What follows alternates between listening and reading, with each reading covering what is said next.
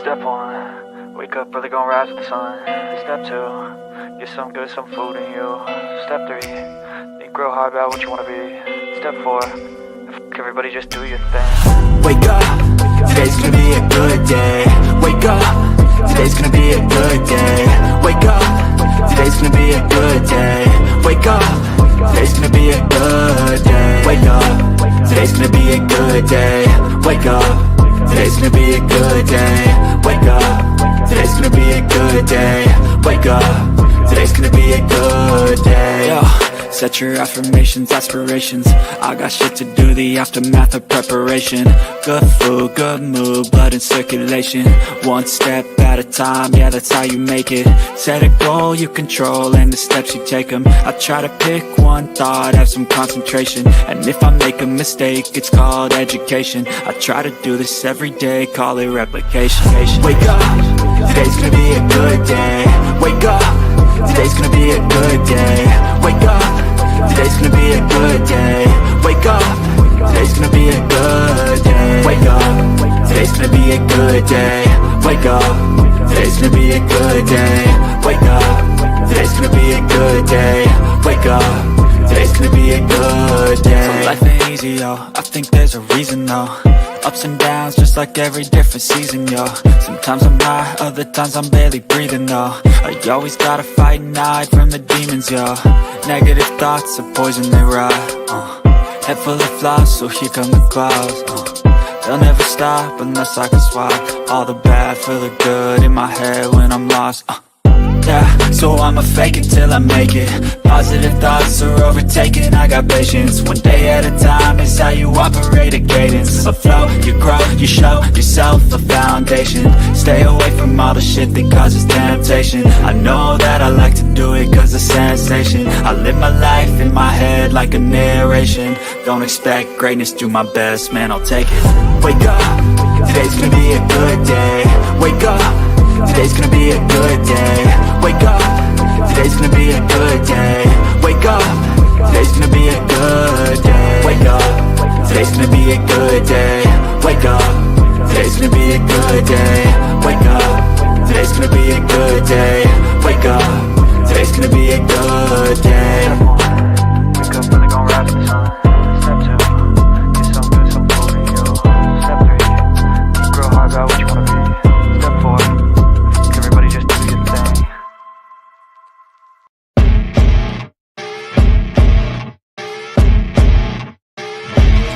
As you wake up in the morning, you want to find the latest, greatest information about criminal cases and have an intuitive conversation about the suspects associated with these cases. Head over to the Bullhorn Betty channel on YouTube.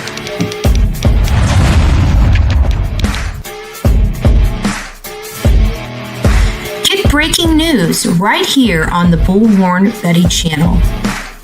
Welcome to the Bullhorn Betty Coffee Club. Enjoy your stay and enjoy your day.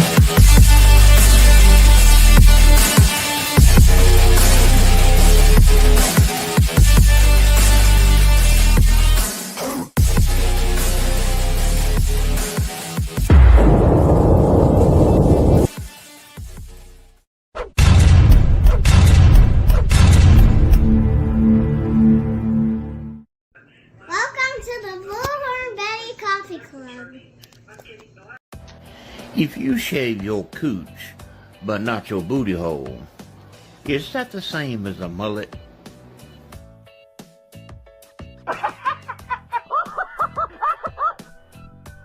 My tongue out her ass and left. I'm on TV! Oh shit! First cops, now this? Oh.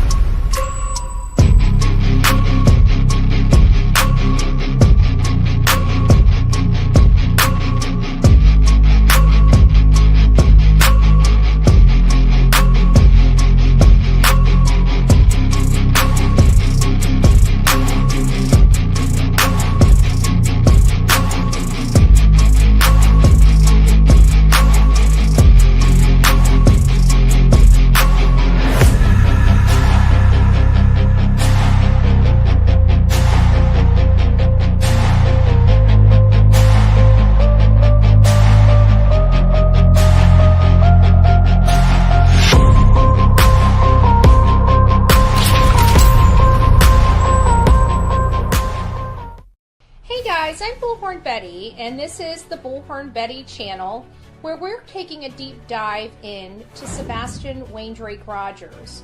We have been covering the case since the early part of March, prior to or the day of the interview of both mom and stepdad. What we learned was there were some questionable statements made.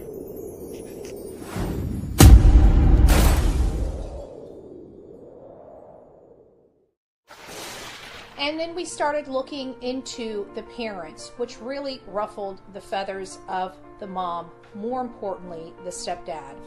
He felt that if we just took all the drama out of this, there's nothing here to see except a teenage boy that just simply ran away from home. That couldn't be further from the truth. In fact, this mom and stepfather has hired some of the most vile people to assist them in locating their son. From past felons that are currently committing crimes to questionable people with questionable pasts, such as substance abuse, where one of their searchers is seen in the woods utilizing substances through a straw and a dollar bill up that person's nostrils, inhaling whatever it was that he was doing. Then you have another content creator that is filthy, which again is just representation of the people that they hire to assist them. And then lastly, one of the main supporters of the mom and stepdad has now 2 new civil actions against her, one for child custody and another one for stalking her ex-pregnant girlfriend. So, and then after that, an incident report came about where she or her other daughter put bruises on her youngest daughter's throat.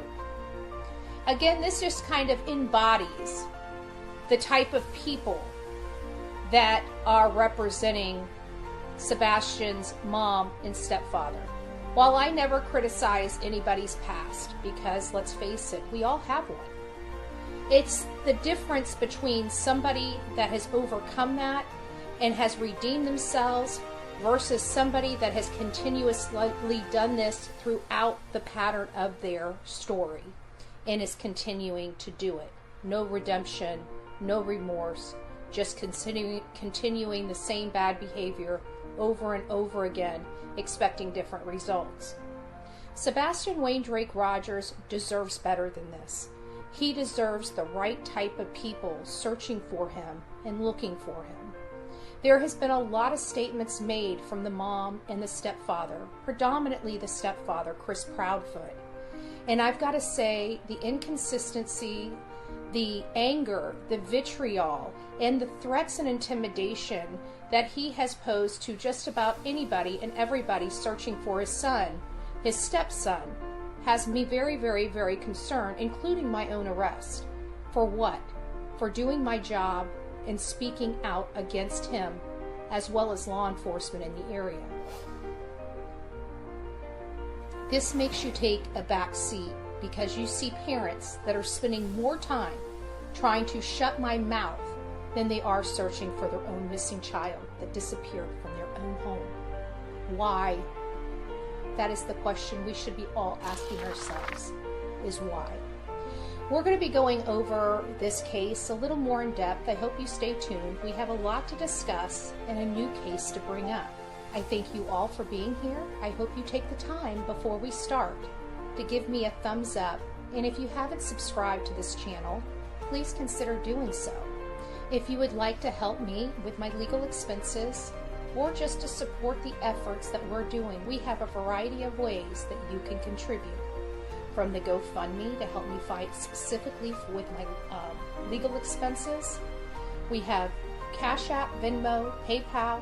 We have an Amazon wish list if you just want to give me a thank you item or buy something special for the Lila. Again, this is truly a family, and we've truly come together for the sake of Sebastian Rogers. And we're going to continue to fight for him. And we're going to continue to expose the mom and stepdad's weird behaviors and inconsistent statements. And we're going to expose those around them that are doing nefarious things to prevent the search or Sebastian being found. I hope you guys support all the creators that have come together to say no to this nonsense and to keep Sebastian first and foremost. God bless each and every one of you watching this, and have a great day. What we do know as fact, however, is that Seth has been searching for his son ever since his son disappeared. Seth has publicly taken a polygraph. He has publicly produced his work records. This man has done everything he could possibly do, including working with the FBI, working with me to advocate for his son, calling on the national media, getting Nick the Hat and Dog the Bounty Hunter, and we're here with what from the mom and stepfather? Nothing for almost 10 months. Shoddy searches at best, working with an unscrupulous PI, felons, and including one searcher utilizing substances, illicit substances, while searching for their son.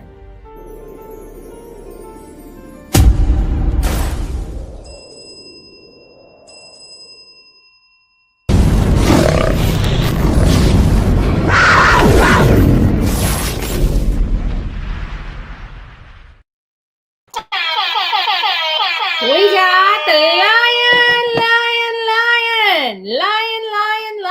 Everybody lying by. Oh, I better stop.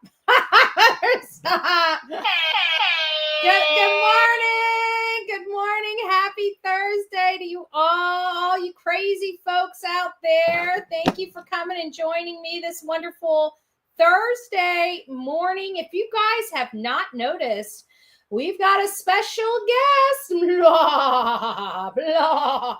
We have a special guest coming on Friday night, 8 p.m. It's already set up. If you have not gotten over there and signed up for that, please do. Please do. I'm getting a little shaky here on the stuff's not going as, oh, I remember what it always is. Always this. It's always this. Okay, let's stop that. Maybe that. See how much it helps? I know what it is.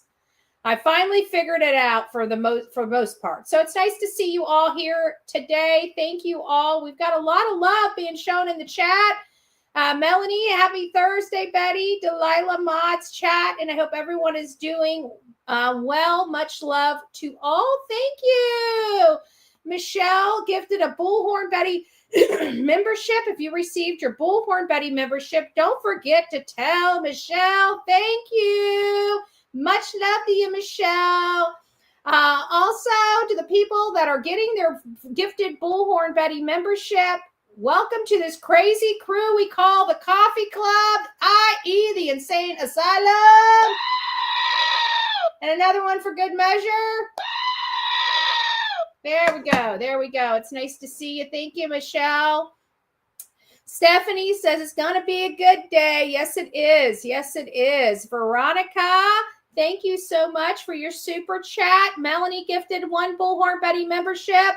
Welcome to the fam, i.e. the Insane Asylum.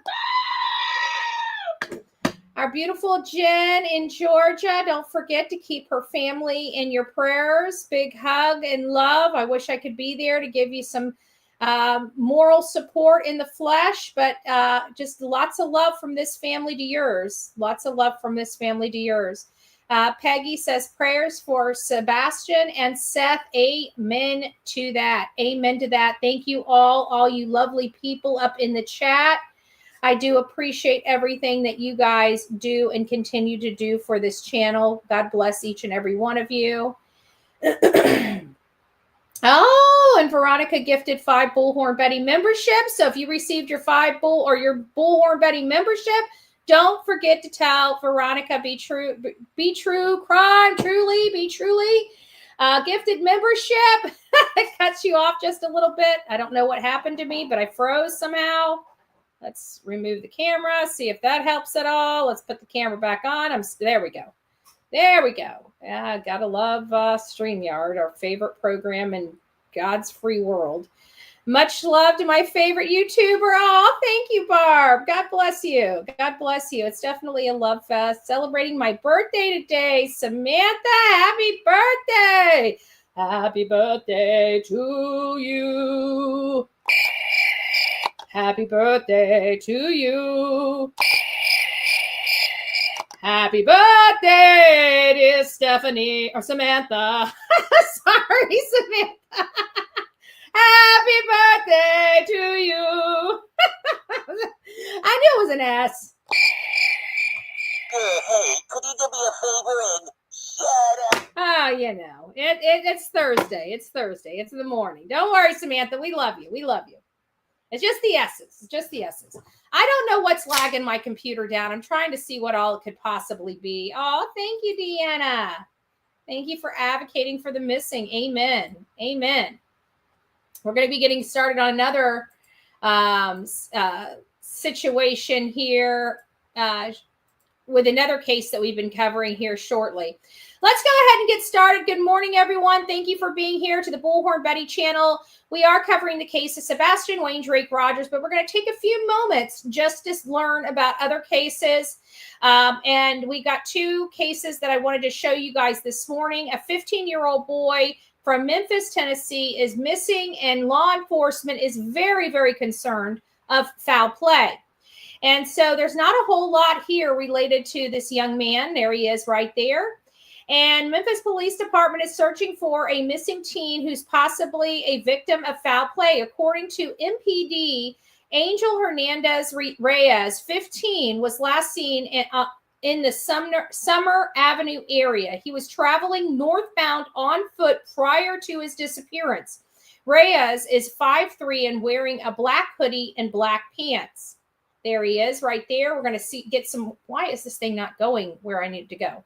So we will get some more information on him right there. And we've got one more. That's really all that they had. So I did some searching because I didn't think that was enough to really advocate for a young boy. And so I came across a Fox News article or whatever on him, giving a little more information. Now, I don't think there's a whole lot to be said here. Let's see what it says. Memphis, Tennessee. The Memphis Police Department is searching for a runaway teenager they said may have been the victim of foul play.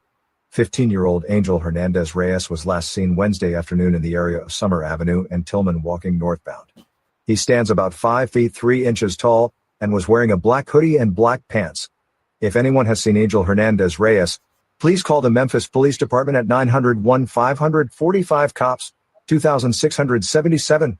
Okay. Memphis, Tennessee. All right. So you guys got the gist of it. There's not a whole lot of information out for this young boy, which is very concerning for me, especially seeing how they believe that there is foul play associated with this particular case. But I did want to give a few moments to him and again, advocate. That was the, where's his name? I'm so sorry.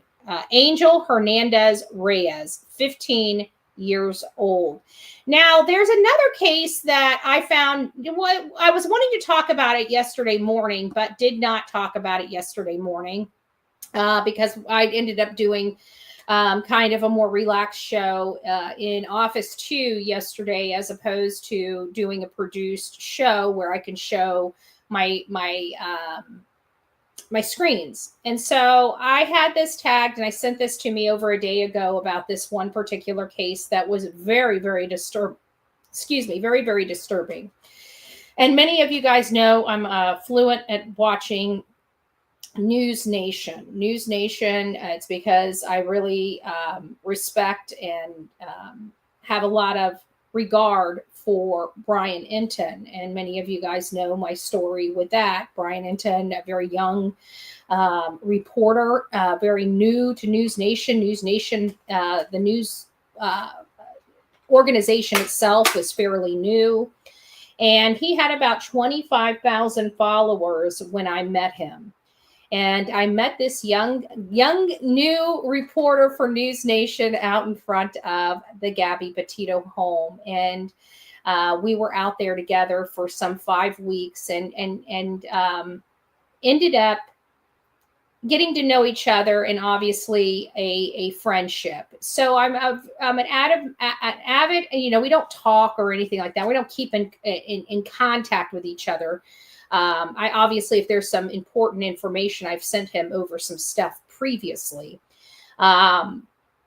But long story short, when we're out on a case together, we have, catch up on one another and whatnot, and actually did that in the Alec Murdaugh when Becky Hill, when they were going there to the Supreme Court in front of Judge Toll. Brian Enton was in the gallery, and we were sitting right across from each other and actually had a decent conversation and catching up. We hadn't seen each other since, I think at that time, the last time I seen him was at a political rally. I saw his cameraman at a political rally working with another reporter. And I think the last time I actually ran into him was when we were covering the case in Fort Myers. It wasn't a case, it was the storm when big boats, we were back there past the resident line because we were press. And so Brian was back there filming with his crew. Olivia and I were out there filming for our stuff, and ended up catching up and chatting there. So we run across each other at certain cases and certain times, but and it's one of the reasons why I frown about Ashley Banfield, because she was out there covering for Brian when he was away, and she didn't know us, and she was basically calling us a liar about the water bottle, which has been proven to be Gabby Petito's at this point, right? We were accused of planting, which I don't know what person in the right mind would do stupid stuff like that. But now that we really see, the identity of some of these people on social media, we realize why. I mean, I'm sorry. If they were out on a scene, I'd be wondering if they're planning stuff too, So, but at the end of the day, that's them. They're the ones that think of stuff like that. We don't. Why? We don't do that crap. Okay. We wouldn't think of doing that crap. We don't even think of other people doing that crap unless they say something. I mean, it's just not something we think of, right? So long story short, Ashley Banfield ended up saying something about this and basically calling us a liar, because that's what law enforcement told her. So we went to social media and put everything out there. Next thing you know, the FBI as well as Northport Police are calling us and telling us we need to turn that water bottle over. We're like, sure, no problem, right? So we did what we had to do. But nonetheless, that's why I watch News Nation and really don't have a whole lot of high regard. It's a personal issue between me and Ashley Banfield. But nonetheless, she's on here talking about a serious case. And this case is my first introduction to the new case that we're going to do. We're going to cover this case. We're not going to cover it like Brian Laundrie, like Brian Koberger, or like Sebastian Rogers, but we are going to keep updated because this is so horrific, guys. This is so horrific. I cannot express into words. So what I'm going to do is I'm putting a disclosure on here. If this is related to children, this is related to children being abandoned by their mother. This is related to horrible environments that these children had lived in for 5 flipping years without an adult present. So if that's going to be something that's going to shake your core or bother you in any way, I'm going to ask you for the next, 15, 20 minutes to exit stage right and to watch something else and come back here in about 20 minutes. This case bothers me to my personal core. And so that's why you guys know I don't give any type of trigger warnings. We are true crime. If you can't handle true crime, you probably should not be here. That's just my personal viewpoints on it. I know a lot of people have different, people are just different. So some people may be ultra sensitive to stuff, and some people may not be ultra sensitive to stuff. So I don't typically put trigger warnings because we talk about a lot of sensitive information. And if sensitive information bothers you, maybe no disrespect and no of being offensive or anything, but maybe some other type of genre would be better suited for you than true crime, because true crime truly is a very upsetting genre to be in. It's ugly, exactly, true crime addicts. So, but without further ado, I do think that this story is very much important. This is Ashley Banfield. Like I said, my stuff with her is very, very, very personal. It's not about her ability to report news or anything like that. scenario so dire, one that would be deplorable and intolerable even for an animal, you better brace yourself. And I'll say that again in case you think I'm exaggerating. She's Brace not. yourself. This is a bad one. The pictures deserve a graphic warning. This story came to light at the end of last week in a Detroit suburb of Pontiac. I want you to look at that garbage. What they're showing you here is contents from inside of a home where 3 young children were living. Oakland County Sheriff's deputies found 3 children in this house in these conditions. A 15-year-old boy and 2 girls aged 12 and 13. That's, you guys think they're teenagers, 15 years old enough to take care of himself, old enough to babysit. Brace yourself. It gets worse. Their mother had left them in that home to fend for... Look at that. It looks like we're at Chlamydia's house. It looks like we're at Chlamydia's house. Can't see it. Oh. I bet you anything that's about what the house looks like, because it looks like her toilet. No offense, but this is what 3 young children were living in. Oh, thank you, Wheezy Girl. God bless you. I'll get to the other ones. I see there's been a few other ones come in. I didn't see them because I'm on a different screen. So I'll make sure I get back over there. That's the bathroom that or 2 girls have to live in. It gets worse. For themselves almost 5 years ago. Let me go back so you guys can hear that without me talking. And 13. Their mother had left them in that home to fend for themselves almost 5 years. That is correct. Almost 5 years. Children are left alone inside of this home. Ago. Do the math.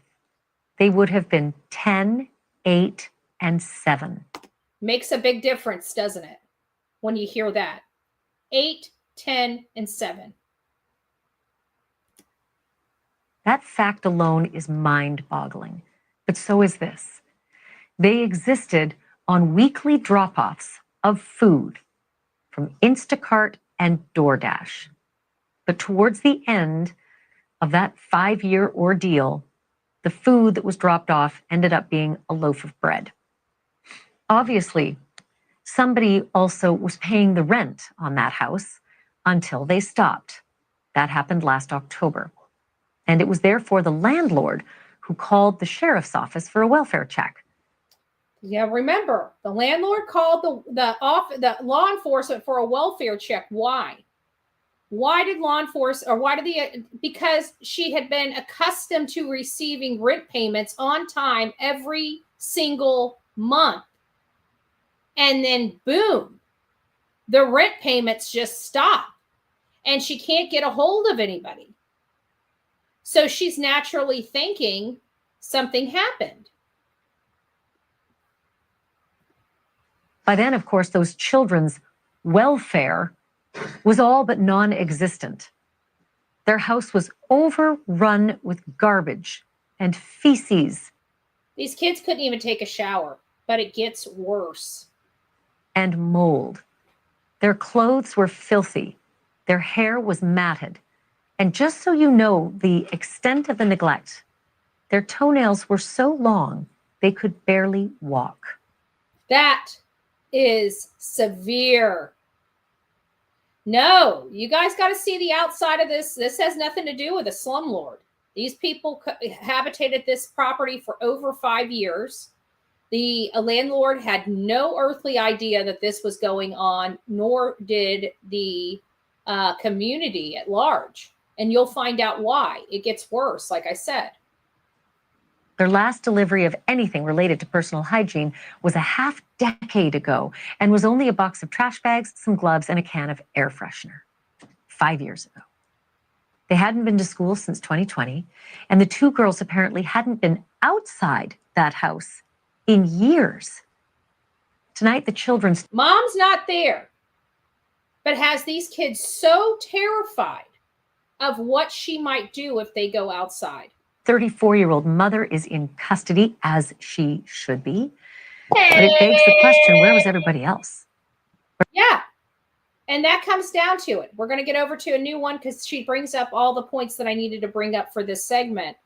At the end of the day, where is everybody? Where's the flipping school? How in the world does a school lose track of 3 siblings and don't even know that they're no longer attending school? This goes beyond the pale. And then the mom, after 5 years, like, they fended for themselves this long. They need to pay their own rent and buy their own food. That woman needs to be buried under the jail for something like this. But we have good news. This is going to be kind of long and drawn out a little bit. This is the press conference about it. Hold on, I missed one. Oops, I missed the first one. Let's watch this one. For 4 years. Everybody's upset about it. Like, oh my God, this is right in our neighborhood. Apparently, this woman, her landlord, stopped getting rent and hearing from her. So he called 911 for a welfare check. Had no idea that there were kids there, let alone kids in grave situation. 3 children. See, look at that. It doesn't look like a nasty environment. It doesn't look like a place for a slumlord. I mean, these look like decent apartment buildings in what I would describe. Now, granted, I'm not in this area. I don't know if this is, what area this is. But as far as on the face of it, it looks like a decent community to me from afar. Now, looks can be deceiving. I get that. But there's no trash and people sitting on the steps and, smoking dope and, doing that. Not a good area. Okay.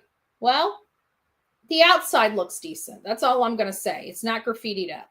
Children were inside, trash piled up, poop everywhere. The kids said that their mother left them there since at least 2021.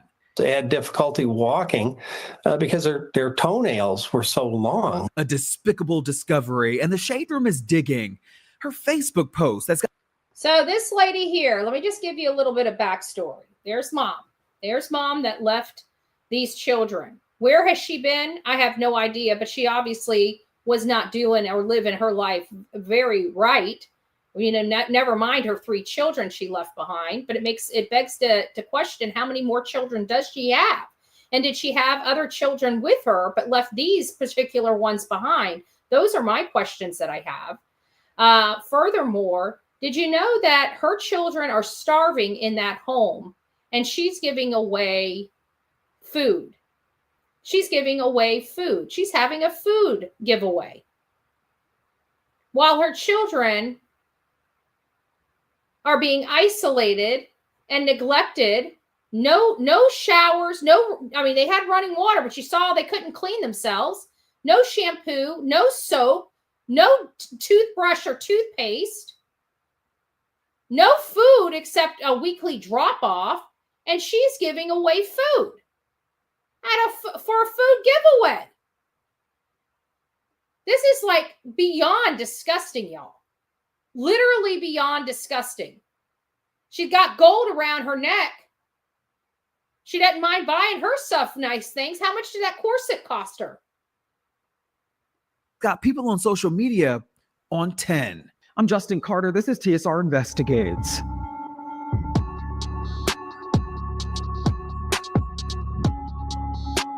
It doesn't get lower than this. It was Valentine's Day, a day to celebrate love. I want to get here. But it turned into. We did find the 34-year-old's mugshot in the county database. She's still sitting in jail. Charges haven't been listed at this time. The prosecutor's office said publicly, quote, that it will not comment on the pending case until it has been reviewed and a charging decision has been made. It's pretty heartbreaking that the kids would have to live under those conditions. People just kind of get in their car and go. Neighbor Emma Gross couldn't believe it. She lives on a different block, but says that in that neighborhood, everybody typically keeps to themselves. So I think people are just kind of just doing their own thing now and just kind of going in their places and closing the doors. Neighbors reported seeing the mother come and go with items, but never spotted any children with her. You also can't ignore what role the Pontiac School District played in all of this. The district confirming Monday that the 3 children are not currently enrolled, and they couldn't comment any further. The interim superintendent, Dr. Kimberly Leverett, releasing a statement saying in part, quote, "The Pontiac community has been shaken by the horrifying story of the 3 children who were discovered suffering from extreme neglect this past." But part of that's on their shoulders. Okay, so you guys get the gist of this. Now let's listen, because we don't have any charging information on these people yet. So let's look at the charging information that we have. I'm going to play this entire press conference through, because I think you need to have the information. It's about 16 or 17 minutes. But it's good information to have related to this case. Again, this is something we are going to be monitoring and giving you guys all the updates you need. This is related to 3 young children. This is a horrible case of, I believe, abuse by neglect. Neglect and intimidation. And the reason why I say intimidation is because these kids never even went outside. So thank you, MJ. Thank you for your patience. My name is David Williams. I'm the Chief Assistant here at the Oakland County Prosecutor's Office. Standing here with us are Assistant Prosecutor Kanika Ferenczi, Assistant Prosecutor Lauren Benninger, Chief of our Special Victims Unit, Sarah Green, our Chief of Administration, Betsy Haig, and of course, Prosecutor McDonald. We're also joined by detectives who've been involved in the case from the Oakland County Sheriff's Office. That's Lieutenant Sam Marsban and Detective John Brish. Prosecutor McDonald will announce the charging decision today and take your questions. But before she does that, I want to remind everyone that charges are only allegations, and the defendant is presumed innocent unless and until proven guilty. Also, the details in the prosecutor's remarks today come from the swear to in 50th District Court earlier today. Prosecutor McDonald. Thank you. Good afternoon. First, I'd like to announce that we have authorized 3 charges of first-degree child abuse against Kelly Bryant, a 34-year-old resident of Pontiac. My office has already advised the court in the neglect proceedings that we will be asking to terminate the defendant's parental rights. In every case of child abuse, my office focuses first and foremost on the best interest of the child or children and on holding those responsible for abuse accountable. The 3 children in this case suffered unimaginable abuse and neglect over a long period of time. Thankfully, they've now been rescued from that, and our first priority has been and will continue to be their safety and well-being. I want to briefly address, though, why we're here. Since the first announcement over the weekend by the sheriff, this case has captured the attention of the people across our community, our county, our state, and even internationally, because people are rightfully concerned about the welfare of these children. And we're holding this press conference because, like all other decisions, we balance the interests of public safety, media attention and inquiries, and balancing everyone's right to a fair trial, which is why the events and facts that are disclosed here today are strictly confined to what's already been placed on the record in the swear to this morning in the 50th District Court. When their circumstances became public, including the photos of the home, although law enforcement did not identify the defendant, she was quickly identified on social media and also has been reported in other news media outlets, which is why we are naming her today. We have recently, luckily, been fortunate enough to, for the first time ever, hire our public information officer, Jeff Watruck, who's in the back of the room. Many of you have already spoken to and will continue. I want to say this is one of my biggest recommendations for any law enforcement body that is dealing with a high-profile public interest case. You have to have a public information officer. And as you hear, they had just hired a public information officer. This is critical. This needs to be budgeted into every state budget for their law enforcement. Law enforcement needs to have public information officers. Anybody that has 50,000 or more people in their county or their city, they should be having a public information officer. Because this day and age, everything, especially when it comes to true crime, is polarized in this country right now. So the only way you're going to be able to effectively communicate with your community and abroad is through that public information officer. It alleviates, I'm telling you, it alleviates so much weight off the detectives and other law enforcement personnel that are fielding calls when they should be doing their detective work and other things like that. That was the one suggestion I literally made back in March for Sumner County, is to get a public information officer, and they failed to do so. And their county does have money. I have looked under the hood. They ain't a broke county, but their law, they only have so much budget, and I think they've exceeded that budget with the Sebastian Rogers case. And I know they got additional funding, but at the end of the day, Sebastian is still missing, and we still need to have answers for that. But this is good for this case that the law enforcement identified early on that they needed a public information officer. So kudos to them. You too, and we're lucky to have him. The children are currently staying with a relative. All 3 children received immediate medical attention at a local hospital, and they were interviewed by trained forensic interviewers at Care House. Considering what they've experienced, they appear to be doing okay. Obviously, the trauma here is significant, and my office, including our victim services section, will make sure these children are supported during this process. Today, the charges are 3 counts of child abuse in the 1st degree. This is the most serious charge for child abuse, and if convicted, Ms. Bryant could face a sentence of up to life in prison. So this county is not playing. They see the reality of what this mother did, and not only the reality of what this mother did, what this mother tried to hide.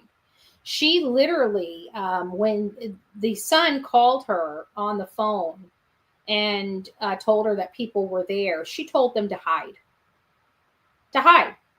She's out in those skimpy clothes with her hair done, nice gold jewelry, her nails done, looking good, while her children have never even seen the light of day, literally in years. She deserves life in prison. How do you do that to children? I will never understand some parents in this country. I will never understand. I can never wrap my head around it. I just can't. A horrific case here.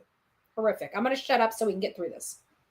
In the swear to this morning, on the record, it was stated that in 2019, Here, let me back up 5 seconds. This is the, what she means by swear to is this was the probable cause affidavit that the state attorney's office swore to as facts for the probable cause for these charges. So she's about to read them. They are, again, like I said, horrific, y'all. This morning, on the record, it was stated that in 2019, suspect Kelly Bryant was living at the home, which I'm not disclosing the address at this time, in Pontiac, Michigan, with her 4 children. At some point between 20 and 2021, the suspect... 4 children. Remember, only 3 of them were in the house. 4 children. That means 1 was with her. How crappy. Moved out of her home, leaving 3 of her children abandoned in that location, while 1 of her children went to live with their father. On February 14th, 2025, police were called to the home by the landlord. Police learned that the landlord was concerned for the welfare of Ms. Bryant, who had not paid rent on the property since October of 2024. Police entered with the landlord and discovered her 3 children, ages 12, 13, and 15. Her daughters were hiding in a bathroom that was filled with feces, piles of trash, and completely non-functional, while her son was hiding in another room. Police were astonished to find anyone in the location because it appeared to be uninhabitable, with piles of garbage and refuse several feet high, including large amounts of human excrement. The children were afraid to come out of their hiding places and to speak with the police. Police had to repeatedly advise the children that they were there to help and they were safe. The children's bodies and clothing were covered in feces, and the girls had difficulty physically walking outside of the residence. In addition to the physical difficulty, they appeared to be and were immediately overstimulated upon leaving the residence. All 3 children were transported via ambulance to the hospital and showed signs of severe neglect. At the hospital, the children struggled with completing basic hygiene tasks like flushing a toilet and brushing their teeth because they had not done it in years. The children were forensically interviewed and described having virtually no physical contact with their mother, suspect Bryant, or the outside world in several years. The girls had not left the residence in several years, and her son had only left the home to go into the yard approximately 2 times, never venturing away from the house more than to check the mailbox.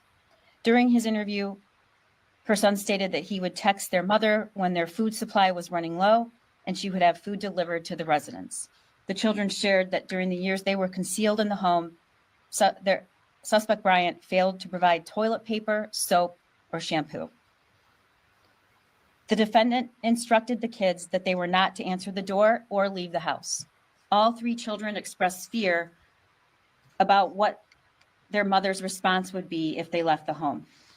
Defendant concealed the children from family and friends and lied about who was caring for the kids and their whereabouts. The defendant took the active steps of lying and concealing to make sure the children went undiscovered, and she took these actions knowing that her children would suffer serious physical and emotional harm as a result. Those are the statements made in the swear-to this morning. And again, these are allegations.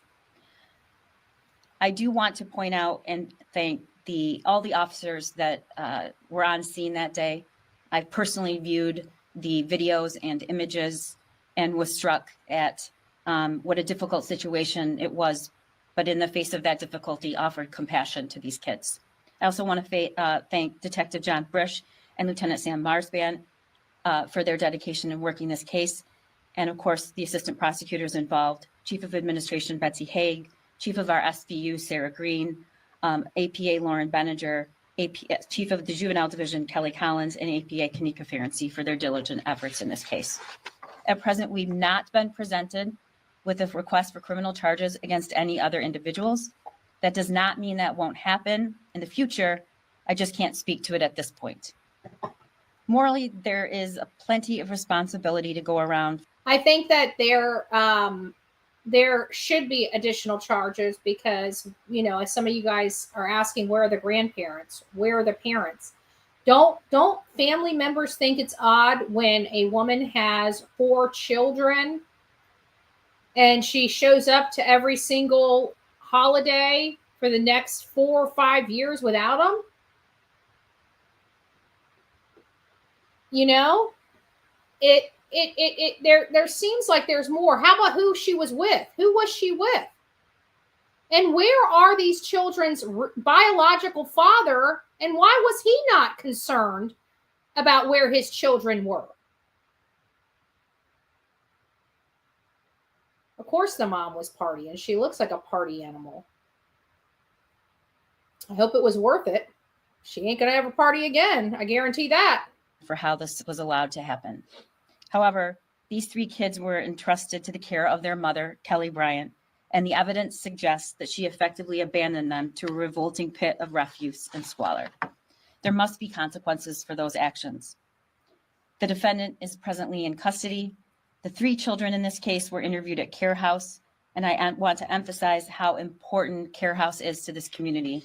These kids were interviewed in a safe environment by an experienced, trained forensic interviewer, and these interviews are important in all child abuse cases. They allow each child the chance to tell us their story without the influence of the abuser and without using leading questions that could taint their testimony. I can't emphasize enough how important Care House is. If you suspect a child is abused or neglected, you too can report this to CPS. The hotline is 855-444-3911. And I urge anyone who suspects that a child is being abused or neglected to report that using that number. We need to make sure that every child is safe and well cared for. And before I take questions, I just want to remind you that these charges, again, are only allegations, and the defendant is presumed innocent unless and until proven guilty. Questions? Not having been to the area, neighbors, anybody? I mean, I think what maybe people struggle with is how intimidated by their mother, yes, but how they could not even venture out of the home, or just nobody knowing that they were there, or can you add context into how that can happen? I can only comment on what's been placed on the record. That's my ethical duty, but I will say that we see time and time again, victims of severe abuse of all ages make decisions that don't seem reasonable to us. And what we know is that's very common. And there's a multitude of reasons why they didn't leave the home. We just don't know that yet. Yes. Have prosecutors or deputies interviewed the fathers of the children? They have. Yes. Multiple fathers or one father? I think it's already public record that of the 4 kids, there are 2 fathers.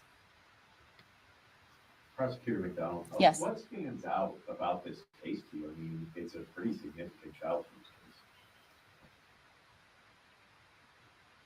case. That's a difficult question and a really good question. I said yesterday, and I've said this to the sheriff personally, we say a lot, this is the worst I've ever seen. And I've stopped saying that because every time I say that, I see something worse. It was unbelievable what they were living with for years. Unbelievable.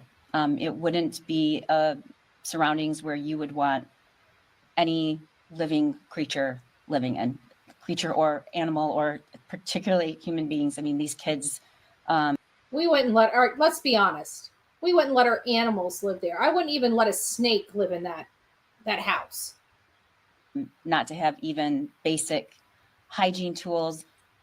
And I guess what stands out the most for me is no love. There was nobody there to care for them for between 3 and 4 years. No parent, nobody physically present to let them know that they were safe and they were loved. Yes. Did she have any prior contact with CPS or a prior criminal record? I can't comment on that. Is she being held on any outstanding charges, or is it just on this and then she'll be arraigned tomorrow?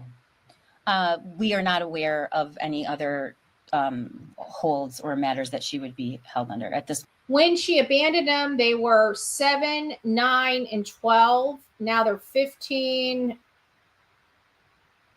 12, and 11 or 10, something like that. I can't remember. I said it at the beginning, but they're young. But they were left young. At this moment, she's being held because of these pending charges. Now they're official, and she'll be arraigned, I believe, tomorrow. Can you provide more context, appreciating what you said about, you mentioned that he would text his mother, the older boy. So he had access to a phone apparently, but... All the children had access to the phones. They all had their own phones. So would they see her? I've read an account that maybe she dropped some food off weekly, or can you talk about how they survived if they didn't leave the home, how often she came and where she was staying? There was no, according to the evidence that's been placed on the record, there was no physical contact whatsoever. And I don't think it's accurate to say that they had food dropped off weekly. Sometimes, right.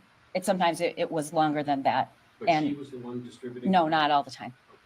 Not all the time. You had said the restroom was not, is that what you said, the restroom was not maybe properly functioning in there, but do we know if there was heat or air conditioning in the summer?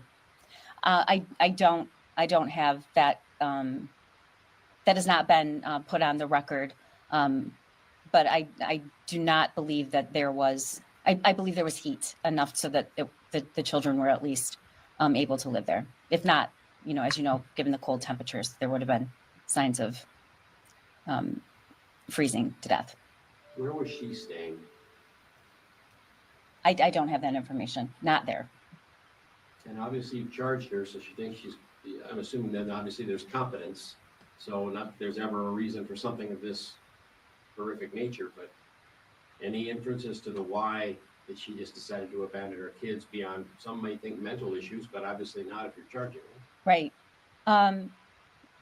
Without commenting particularly on this case, as the prosecutor over the last over 4 years, you know, I've been asked, and I hear repeatedly that question on all of the terrible, violent, atrocious acts that we see, the why, and the answer is we don't know why. We can't get in the mind of somebody else, but we do know what the evidence shows, and we have the law, and nobody who is not found competent can stand trial. So I can't comment on that right now, but just to say that sometimes there isn't a why. Yes. Is there any evidence to suggest that there's substance abuse may be involved in that? I can't comment on that. Has mom been cooperative? The defendant has an absolute right to remain silent, so any comment I would make on whether or not she's spoken to the police would be a violation of her rights. Thank you. Longer term, can you share what the plan is for the children? And some may wonder if family have taken them in now, how they didn't know. I'm not trying to assess blame by asking, but you know, where were they prior? How did they not know? Here's the question. Right. There are a lot of questions. Good question. And the thing that I want to stress here is that we are responsible for prosecuting all of the criminal cases in this county. We're also responsible for representing the Department of Health and Human Services in child abuse and neglect proceedings. So we are simultaneously prosecuting the criminal case against mom and the neglect proceeding pertaining to the kids. So we will be asking our client, the Department of Health and Human Services, to file a petition to terminate her rights. So there's just a lot we can't really get into, except I do want to say that our client, the Department of Health and Human Services, their number one priority is the care and welfare of children. And wherever they are placed, they do their due diligence to make sure that is a safe placement. And all I can say is that those questions were asked and obviously satisfied. And the other thing I want to say is there's been such an outpouring in this community, but I would just stress that in the effort to take care of these kids, that we also protect their privacy. And Pontiac, if those of you who don't know, it's a small place and everybody knows everybody. And any outrage is totally understandable, but we want to do as much as we can to protect their placement so that they are protected. But to be clear, they are not wards of the state. They are with family. They are in the care and custody of the Department of Health and Human Services, and they are placed through DHHS with a relative placement. I just don't understand how the relative couldn't have stepped up to the place prior to this situation. Yes, the custody remains with DHHS until otherwise determined by the court. And again, those are two different proceedings. Yes, that we are, there was a preliminary hearing yesterday, and we'll continue to provide information about that as that moves along. Thank you.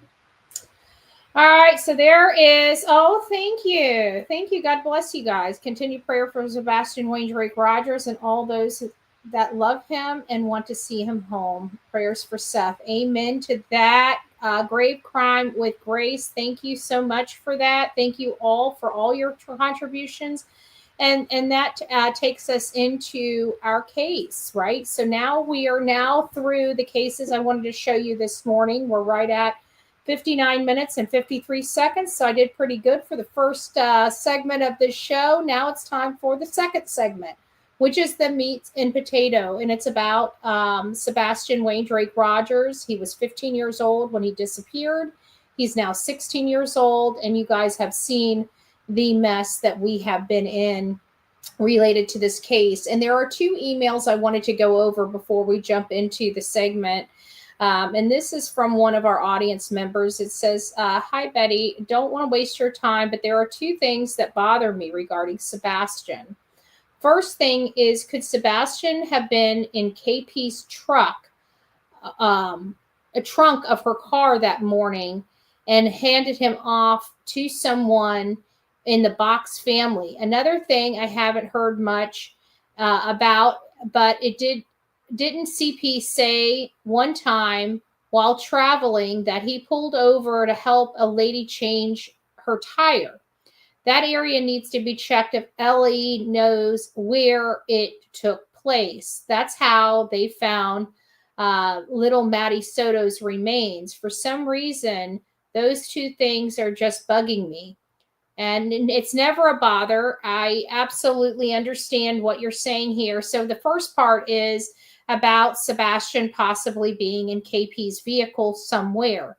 Yes, there's a good possibility of that, but I always refer back to the 3 a.m. lights. I feel like if he was still at the house that morning when she left to go toward the school, it is my belief that there would have been no 3 a.m. lights. Now, that's just my opinion. It doesn't mean that's a statement of fact. It doesn't mean that that is a correct assessment or anything like that. So there are other possibilities, but that's just the way my brain works and why I never really got on board that he was still at the home at the time that law enforcement was called, or when she woke up and, started looking hysterical around her house and getting other neighbors to help her and stuff like that. I just feel like that would have been very, very risky. And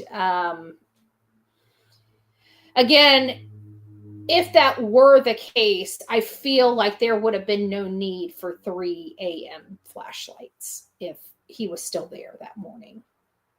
I mean, I believe he was still there until 3 something when we see the car pulling up, the car, lights going to the car backing out and leaving the community. It was a very short amount of time. It was sitting there for 3 to 5 minutes. It wasn't there long. So, we have to take that into consideration. Tony said she gave an interview. Am I not to believe him? Oh, Stormy. No, the question, the poll question is because people have been saying, well, I haven't seen it. This is what I think. I heard as well that through the grapevine, rumors, I know that people are talking about it online. I don't know where it came from, but it sounds like possibly, let me go back up to that statement. Where is it? So Stormy says, Tony said she gave an interview. So at the end of the day, that's what I heard. I heard that Katie gave an interview to Fox 17. And so I've been waiting for it to drop because I'm familiar with Fox 17. And when they get an interview, they usually have it a turnaround time of 24 to 48 hours. And so then it dawned on me, we are coming really close. We're only about 6 days out from Sebastian's 1-year milestone. And this is the first interview that KP has provided in a really long time. And I think that is for a piece that they're planning on presenting on the 1-year milestone. So there is that. Right. There is that. So I do believe that it is correct, but I know a lot of people have been asking me whether it has or not. So I figured I'd make it a question for the chat. Let me go over here and see if I can. I'll do the poll now. I'll clear the poll. Give me just a second. Let me pull that part up. Okay. So we almost had about damn near a 50-50 split. Damn near 50-50 split, but it ultimately was 49% believe that they don't believe she gave the interview, and 49% believe she does. So we all had almost a 50-50 split. But I expect people didn't really know, especially like I said, we're accustomed to Fox 17 getting an interview and immediately releasing it within 24 to 48 hours, and in this case, from my understanding, it happened several days ago and still hasn't been released. So that's when I realized they must be keeping it until the 1 year milestone. That must be a project that they're working on that gives them plenty of days to get their piece together. So that's what I truly believe happened for those that are here. But I do believe she did give an interview. I'm not going to say really much more than that, but I do believe she gave an interview. Okay, and here's another one. This is from Dee's. I hope you didn't say whether I could use your name or not. I'm using it. I'm sorry, Dee. And she says, oh my gosh, it's after 1 a.m. Wednesday morning and my brain is in overtime. We have been asking ourselves, why the heck did Katie take that awkward picture of Sebastian at the Texas Roadhouse? Well, I think there were bruises and a scratch and a mark of some kind that she sent CP, and he freaked the F out that he would go back to school, or if he went to school and another mark, he was going to be in big trouble with another CPS report. So did he tell KK he had to disappear? And what do you think? I don't know. What I can tell you is the reason why I brought this up and why I decided to read this particular email is because that optimism picture from Saturday, the 24th, not the 25th on Sunday, but Saturday, the 24th, there was a thumb-sized print. It looked directly on his Adam apple when that picture, the optimism photo, was taken. And a lot of people picked up on that very, very early on and sent it to me very, very early on, but I wasn't too focused on it until I had time to focus on it, because you had to look at the image. You had to identify where the light would be. You had to identify what shadows were. It's not stuff that you could just look at and say, okay, you'd think that it would be one of these things where you can just pop it up and just go boom, boom, boom, boom, boom. It's not like that.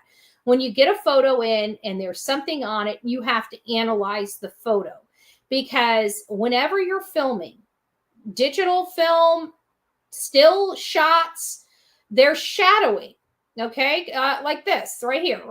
Here's some shadowing right here. Right.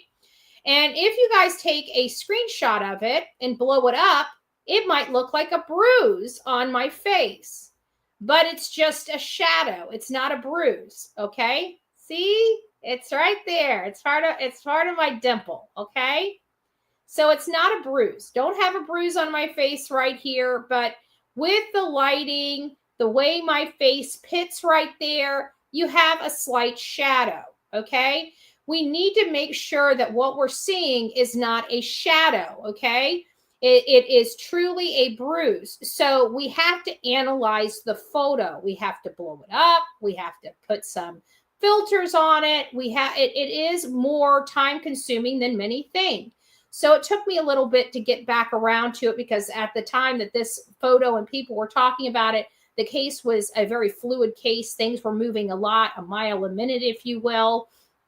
And so we didn't have the opportunity to stop right then and there and take and provide that photo the time that it needed. And I knew that. So I dismissed it. It wasn't that I dismissed it. I just couldn't talk. We could talk about it, but I didn't talk about that aspect of the photo up until the time I was able to analyze the photo. And then at that time, we created a complete live over that optimism photo where the bruise was. So that's the reason why I brought it up. Is it possible? Yes, I believe a lot of what people's theories on motive is. I believe there are multiple possibilities. Okay, that doesn't mean it registers high on the probability level, but I do believe that there's a lot that could be possible. That would be one of those things that could be possible. They had already had 5 CPS reports. Him going back to school after another rocky weekend would probably seal the fate of the mom and stepfather. So could that have been weighing on this mother's shoulders? Yes. There was a lot of things that appear to be weighing on this mother's shoulder. She's got a husband screaming at her in the backyard, making her make a decision, either stay married or get rid of her son. Now, the crazy part is that her son's missing and she's still with her husband. There is that. But she was having marital problems to the point that I heard through reliable people that Chris was already talking about dividing assets and being done with Katie. It had gotten that serious. He was done. He didn't want any more. He wouldn't mind being with her when Sebastian wasn't around. But to that extent, that was it. He wanted Katie and only Katie. He didn't want her baggage, and he definitely did not want her disabled son. Period. And if anybody, I've got receipts out the booty from their own interviews and how they spoke about him, from the grandparents how they spoke about him, from the whole thing of literally giving every single pair of underwear this boy had to his father so he could only wear pull-ups inside their home. So many people want to know, was he wearing pull-ups that night? I think through the process of elimination, the answer is yes. Yes, he was. And we just learned the answer to that question just recently because of the Lore Lodge.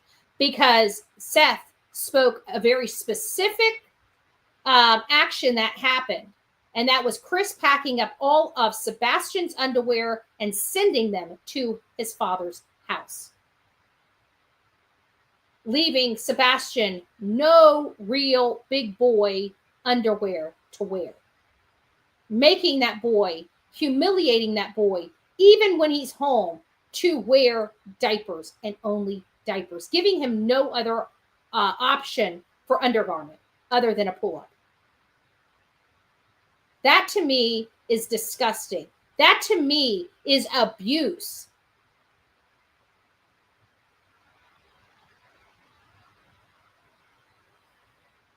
I don't know how you think that would be anything different.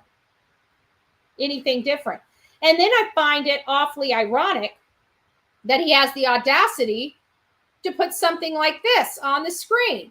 How he's just going to leave it right there. Children that aren't taught accountability for their actions grow up to become adults that think nothing they do is wrong. Was that projection or what? Was that projection or what? And you know what? People like to dog Bullhorn Betty because I speak my mind. I speak the truth. I really don't care about peer pressure or public pressure. I do what I think is right, not because other people think it's right, but because I, the person that has the moral obligation to deal with my mind, body, and soul, right, thinks it's right. So I spit out what I find and how I put it together. No holds bar. The only time I withhold things is if I do think they're going to directly affect a case, and therefore I will have law enforcement. But in this case, law enforcement never really wanted our help. So I send the stuff over to the two teams that I trust to fact find those things. However, the bottom line is that we've been correct on a lot of stuff when it comes to this case and weeding out the noise. And finally, not to toot my own horn, but people, and in some cases like Subaru Steve, he thought I was just a loudmouth person, but I grow on people. People that are here for the right reasons, they will understand why I do the things that I do the way that I do them. I am an acquired taste, but once you acquire the taste, it's hard to go back. Okay? I got to be honest with you. Once Bullhorn Betty's got you and you get a taste of Bullhorn Betty and the way we do things, it's hard to go back to the other way of doing things. It just is. That's why we grow. Right? If my channel wasn't growing, I would know that I'm not doing things the right way. But I have been me the entire time we've been on these platforms. I've been true to myself and true to the cases. And that's what gives us attention from people, other people, not in this trauma sector. We could care less. We're here for victims. We're not here for people's emotions. You know, you got emotions?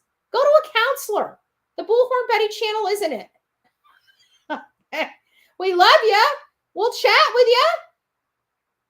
Hell, we may even call you out. This may even be therapy for some of you. But at the end of the day, I'm not a therapist. Right? But people start finally realizing what we're saying. This is a guy that has 87,000 people on Twitter.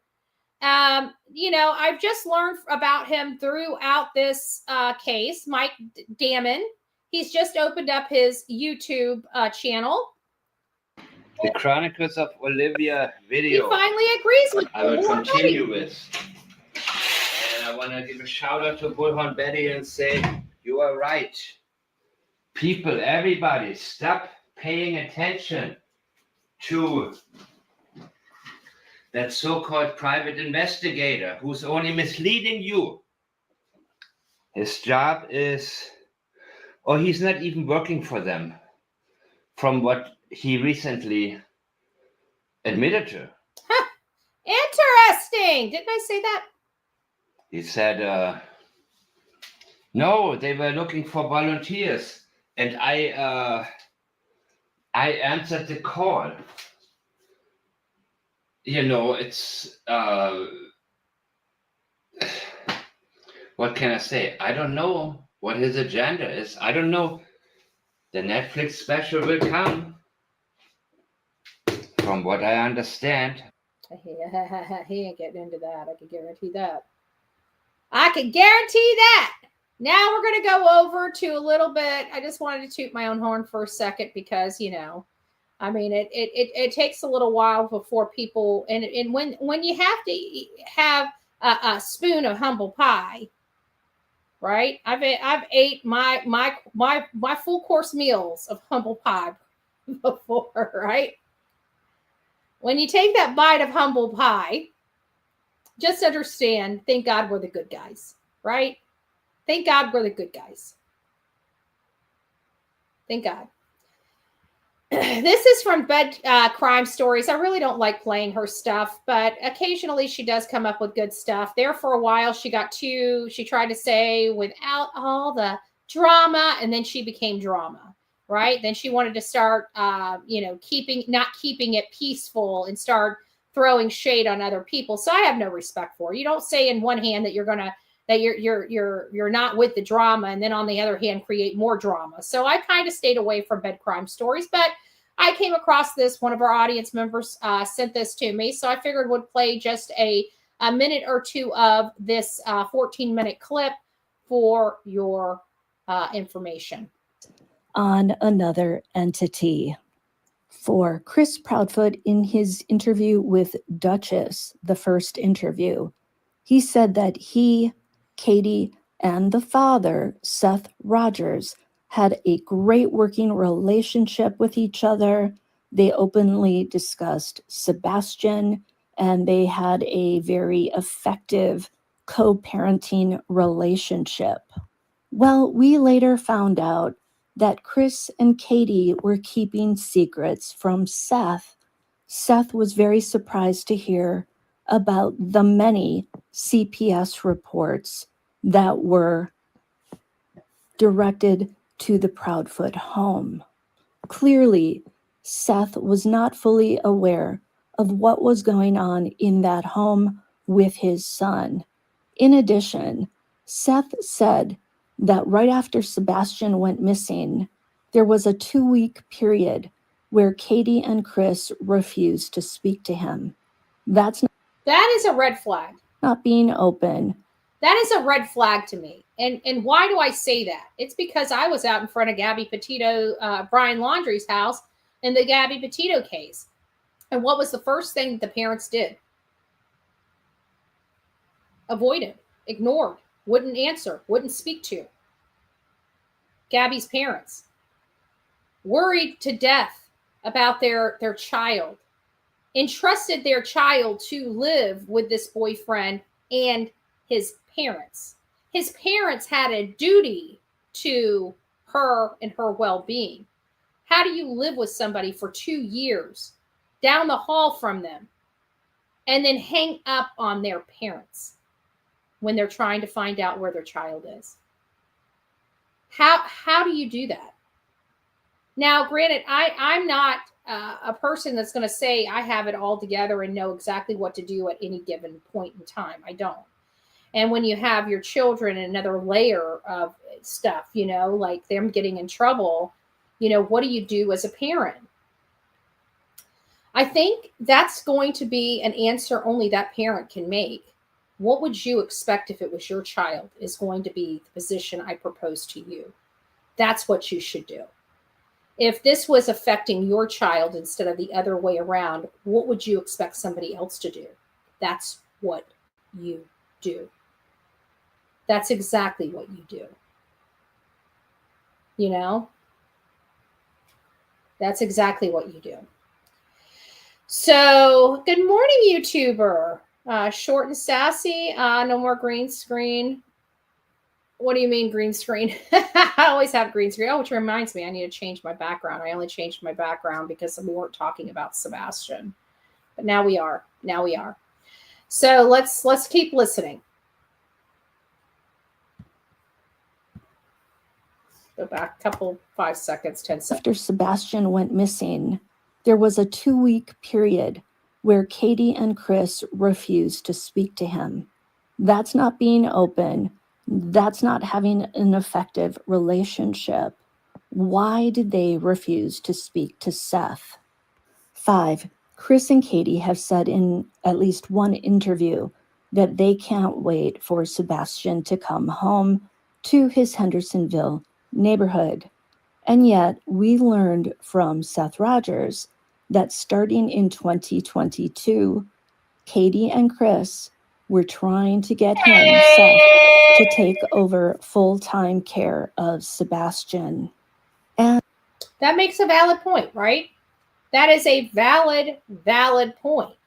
They're sitting there saying in one hand that they can't wait until he comes home, until the streets are lined again. He's going to have more friends than he knows what to do with, all the while, the entire time since October of 2022. Let that resonate with you. Since October 2022, they have been doing everything they possibly can to get this child out of their home. And now all of a sudden, they can't wait until he comes home and the streets are lined again. These are their statements, and Bed Crime Stories is making a valid point. A valid point. We're going to listen to another minute of this, not even probably a minute of this, and we're going to move on. And the Proudfoots also mentioned that they were thinking of putting Sebastian into a boys' school away from home. It's a total contradiction to say 1 minute that you can't wait for your son to get home and he's going to have so many friends when he gets there. And then we find out that you guys were actually trying to get him out of your home and into Seth's home full time. Contradiction equals red flag. And I'll we'll listen to her last. Add that they actually moved out of the home that Sebastian, you would think, would return to if he really was missing and he wanted to get back home. Yeah, great. Another valid point.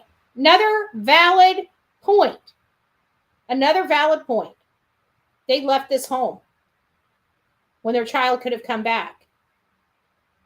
They packed up and left, threw a blanket and some canned food out like he was a dog. Like he was a dog. Sebastian Wayne Rogers, this man's stepson and his wife's biological child that she gave birth to, throws a blanket and some canned food out in front of the house and takes off. Nothing to see over here. Nothing to see over here. All right, guys, we're going to get down to the nitty-gritty this morning. This is courtesy of 5D. 5D, thank you so much for your continued dedication to the truth when it comes to the Sebastian Wayne Drake Rogers case. We all appreciate the work that you do. We know how much time it takes to go through and clip this stuff. I can tell you it takes longer to find stuff, clip stuff, put it into a video than it does to turn on the lights and come live. I can tell you that. And even that takes me a couple hours every morning to get started, to get this all set up. Believe it or not, it does. because I got to go through all the new news for the morning, right? I try to do that the night before, but by the time I get up in the morning and get ready to come live, what happens? The news has changed because we have breaking news going on all over the world. And so you got to weed out the rest of the world from the United States. Then you got to look at all the United States stuff and what you can't talk about. Like there is forever a day is long, essay going on with our children all over this country to the point that it's disgusting. I read 2 cases just in the state of Florida of 2 people, one having relations with a child as young as 9. She's now 12 years old and finally went to her school and told her about what this man that most likely her mom was dating was doing to her, much like Maddie Soto. Thank God she has her life still. The man is behind bars. He's facing the death penalty because he's here in the state of Florida, and we say no to R-ing our children, okay? And then what makes it more disgusting is he's saying that it was the child's fault. I wish they'd let Bullhorn Betty's or the coffee clubs go into these jails. I really do. We'd hang them up by their toenails. I'm telling you, we just would. We just would. So 5D has, oops, I'm still not on the right one. 5D did some clips of the Lore Lodge and some other stuff. So I think is this all the clips? This is one segment of the Lore. Yeah, this is one segment. Nope, she does. That's what I thought. She does pin some stuff in the back. Okay, here we go. I just think that at the same time, there have been a lot of accusations sent your way. And in order to clear your own name, there may be times where you have to say things that it'll have to be left up to Katie to come out and respond to. Well, and we're living in an alternative universe, like we talked about today, Aiden. I just wanted to remind everybody we've got almost 600. We got 600 people in chat. Please don't forget to give a thumbs up on your way in or your way out. If you're on your phone, you can just exit out of chat. It'll show you the thumbprints, the thumbs up. Click the thumbs up and come back into chat. I'd greatly appreciate it. I just ended the poll. We also have a fundraiser going on right now. We're trying to meet our goal. I will be playing some mullet part. We'll have a mullet party. If we can reach our goal this beautiful morning, we are, I believe, halfway there. We are halfway there to our goal right now. So I do appreciate it and just want to remind everybody to keep all of those that are in our chat struggling, either those that are struggling in silence or those that we know have things going on in their life. And one of those is Jen in Georgia. While in church, we learned some devastating news for her and her family. So if you guys could please keep her and her family in your prayer and on your prayer list for the foreseeable future, I would greatly appreciate that. Did I see Justin for all up in the house? There he is. It's nice to see you, my love. I hope you're doing well. All right, guys. So here, without further ado. You don't have to provide proof of the accusations, but you want proof from the person you're accusing that it didn't happen. Yeah. How does that even work? Yeah, you can't prove a negative. I've seen a lot. Not only that, but when you're accusing somebody, you should have the receipts because let's face it, if there's nothing there, where's the evidence coming from? Right? How do you produce something when something never happened? It's an oxymoron. Let's face it. These people are very crafty at what they do. They sit there and scream from the rooftops all these things they can't prove, and then they demand the other person that didn't do these things, that would have no evidence to prove that they did something or didn't do something because it didn't even happen. That is an oxymoron for me. A lot of that also is people have been demanding from me, we'll prove he didn't say it. And I'm like, I asked you to prove he did. You can't ask me to prove he didn't. That's not how this works. Right. It's the unfortunate part of this being so broadly on the internet. But now that we've kind of drilled through that, and I think that's cleared up a lot of, your perspective on it and your history of it, Seth. I want to kind of fast forward a little bit through towards the end of your relationship with Katie, because I know I don't know what the details of your marriage were like. And I don't necessarily think that they're entirely relevant to Sebastian disappearing or to any of the rumors I've seen. But, you know, a lot of people accused me when we put out our series on the case, on the story and everything, of not looking hard enough at you. And one. Oh, believe me, people that actually investigate this, we look very hard at all the people. And you know what made it easy to eliminate? When a father produces his work records and takes a public polygraph that's aired on the Nancy Grace Show by an FBI polygraph administrator, I think that clears a lot of stuff up, at least in my brain. Just saying. One of the things we did really drill down into when we were looking at you was your divorce. And that was where it seems like all of these claims about you being, there were some people who were saying that you taught her to drive when she was 16. Is that true? No, I taught her to drive when she was 19. 19? So their statement was he's got to be a pedo because he taught her how to drive at 16. Well, now we're finding out it's 19. And you know what? You can tell exactly when somebody got their license. It says an issue date on it. It even has a reissue date if you need to. Where's my license? I'm not going to show my license to everybody, but I know when I got my license. I got my learner's permit when I was 15. I got my driver's license when I was 16. My husband, on the other hand, he didn't get his first driver's license until he was married to me when he was in his 40s. FYI. Just saying. Okay. So I'm just again wrapping my head around some of these rumors. There's a lot of them. You met Katie when she was 12.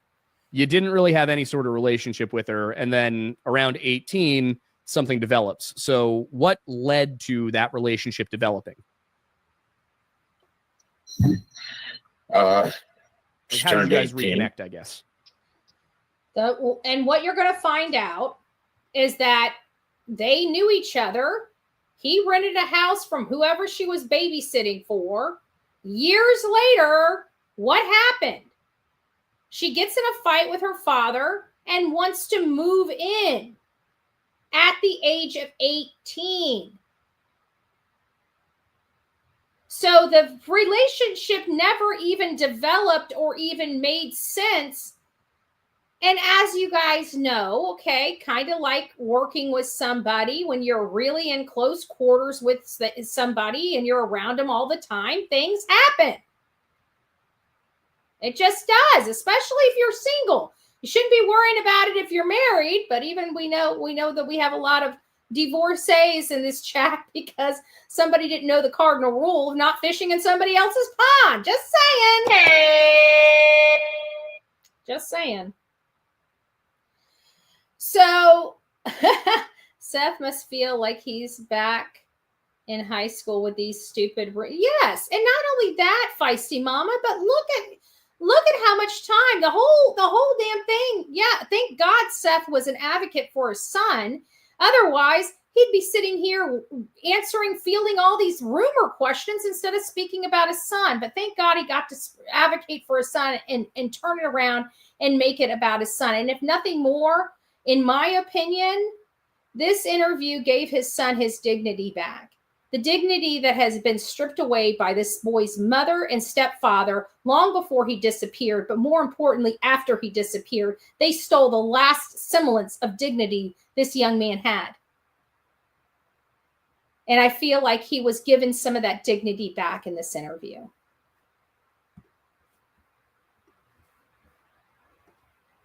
She moved out of her dad's house. I guess it was I'm gonna not a very I'll be right back. I gotta friendly environment. Okay.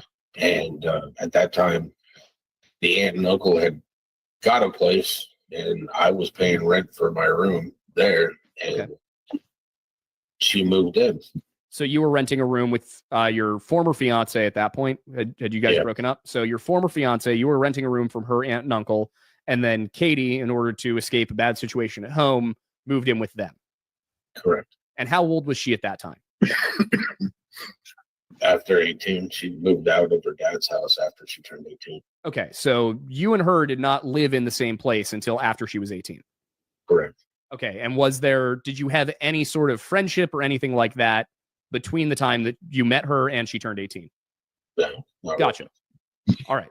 So, kind of moving along with this, another one of the issues that I've seen commonly paraded around, and this one's going to be a little tough to discuss probably, but it's by far the most serious claim that's been made. And I want to preface this by saying that as far as I can tell, this has absolutely nothing to do with Sebastian's disappearance and is entirely basically, a claim about you, Seth. But you and Katie, you have had a relationship, and I don't mean a romantic relationship. I mean, you've known each other for a very long time, correct? Yes, sir. Since before you became romantically involved? Yes, sir. All right. So what was the nature of that relationship from the point that you met her up until the point where one or the other expressed romantic interest? She was a babysitter for my fiance's aunt and uncle. Okay. And were you living with that aunt and uncle? When I initially met, no. All right, so we got some trolls in here. So let me go ahead and let me just go ahead and address this right quick. Produce the fucking receipts. And don't come back here until you do. Okay? I'm so sick of you guys thinking you have a right to go into people's chat and provide disinformation and misinformation without a scintilla of receipt. Send that statement to me. Bullhornbetty@gmail.com. Bullhornbetty@gmail.com. If you got any of these so-called statements he said, produce them. Don't keep them a secret. Produce them. Produce them. That's what I got to say. I'm so sick and tired of the misinformation and disinformation. Quit spreading around rumors in my chat as fact. Okay. So how old was she when you met her? Sit down.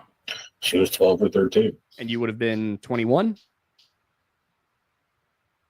Well, if he said it, listen. I'm just trying to do the math. Yo, boo-boo, let me put my face up on this screen so you know I'm talking to you. Let me put my face fully up on this screen, boo-boo. Then if he said it, you should be able to produce it, right? Go click.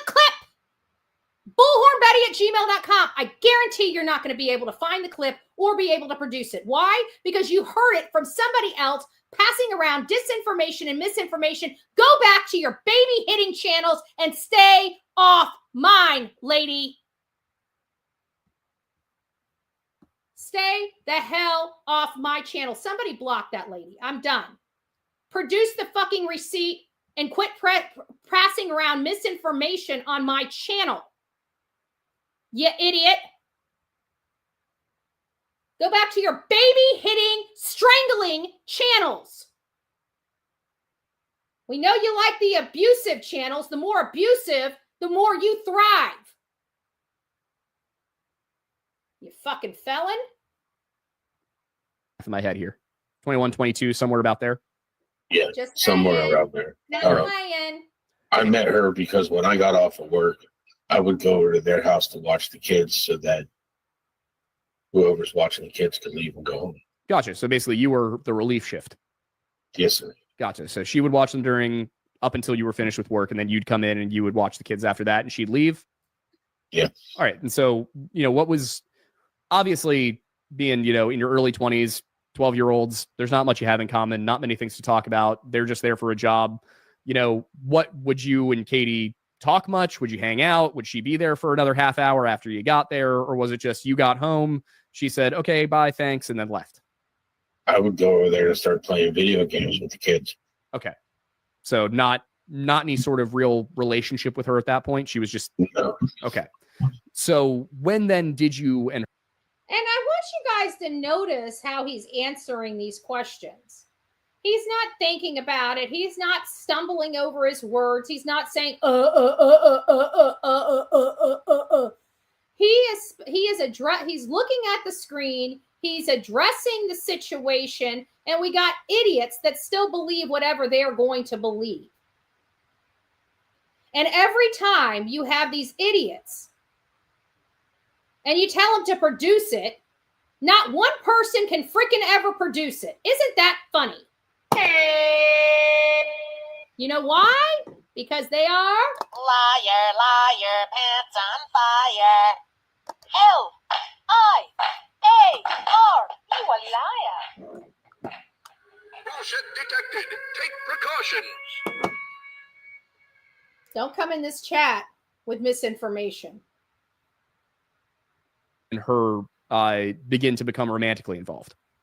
After she turned 18. Okay. Do you have any idea where these kinds of rumors might have come from? I mean, there's one where they said that you told her when she was 14 that you were going to marry her. Is there any basis to that? No? So Aiden, let me jump in here because there's some more to the story and you're not going to know what to ask. She turned 18 at her father's home, and which gave her the ability to move out of that home. She remained close to the aunt and uncle of his old fiance because she'd been their babysitter for a long time. Mm-hmm. Seth. Produce it. I'm sick and tired of playing games with you fucking idiots. And I'm going to keep saying that, and people are going to keep supplying me to say that. You have not produced not one damn thing. Nobody on the hate channels has been able to produce any of this in 12 months. Okay? You honestly think that they're going to produce it today? By all means, send it to bullhornbetty@gmail.com. Bullhornbetty@gmail.com. I will donate $100 to the National Center for Missing and Exploited Children when somebody can produce to me the proof that says this man is a pedo. So until you guys can come up with more than just your words, get the hell out of my chat. It's very simple. Your kind are not welcomed here. Seth remained close to them even after he and the fiance had broken up, obviously. So We're very prejudiced to stupidity. Katie moved in at 18 in an upstairs bedroom, and she began to show some interest in Seth. And, you know, it kind of broke my heart because I asked him if he was surprised when she showed the interest in him. And his response to me was, I was. And I said, why? And he said, because she could have had anybody she wanted. And I was surprised that she chose me. Mm-hmm. And I said, well, what happened after that? And he said, well, I told her that I wasn't interested back at the time. And I said, well, if you were surprised because you felt like she could have had anybody she wanted, then why were you not immediately interested back? And he said, well, she was in a relationship. And I said, okay, so she had a boyfriend? And he said, well, actually, she had two boyfriends. And I said, what? Mm-hmm. And he said, yeah, she had a boyfriend that was about her age. And she had another boyfriend that was older than I was that had a wife and two children. Oh, geez. So I am going to address this right now about the trolls being evil. Yes, they are evil. They're evil in a multitude of ways, treating an innocent father the way they have treated him, while putting the people that have beat a medically needy child on a pedestal is disgusting to me. That is evil. That is beyond evil. Secondly, at this point, we no longer listen to words. If they don't have receipts, they're booted. Okay, you want to come in here and you want to spread all this misinformation and disgusting stuff about a person that has only been looking for a son. That's fine, but you're going to be meeting with my mouth. And let me tell you, I've got receipts for days while you have your words.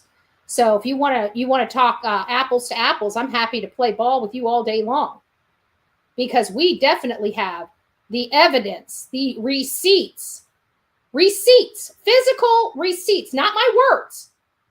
I can sit up here all day long and prove the fact that Seth had nothing to do with the disappearance of his son. You're not hearing the words. I'm showing you guys the receipts of his employment. I'm showing you guys the video of Nancy Grace showing that he passed a polygraph test.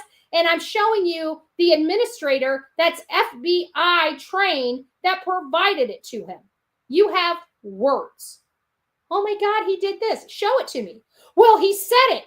Then it should be very easy for you to go and clip it and send it to bullhornbetty@gmail.com. But I've been asking for these receipts for almost a year.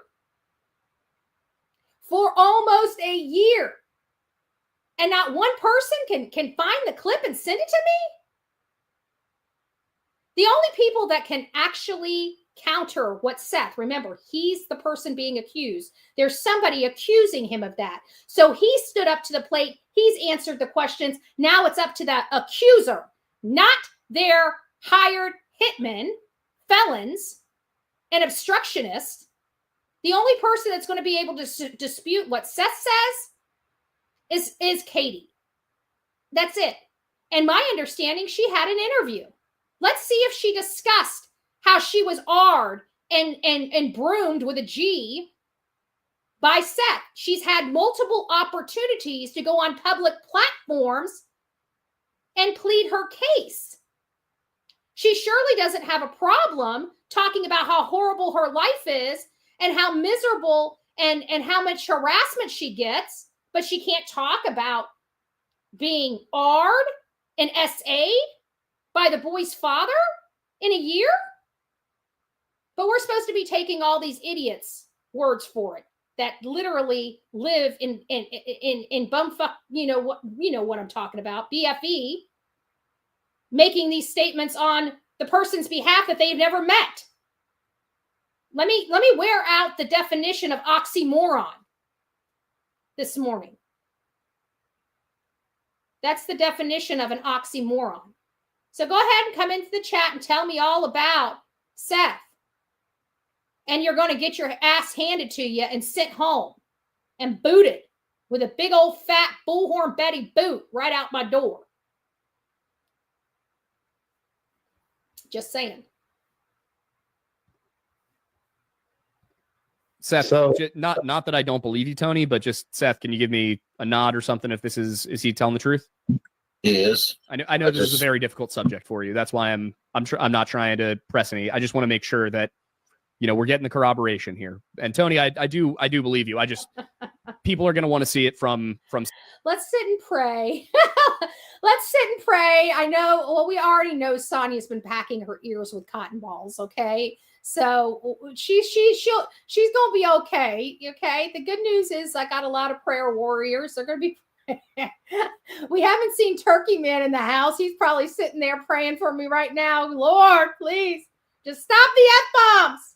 It's hard because I can't deal with idiots. I have my idiot level, and my idiot level was met before I even started on this show because I had to review all this hot mess express, right?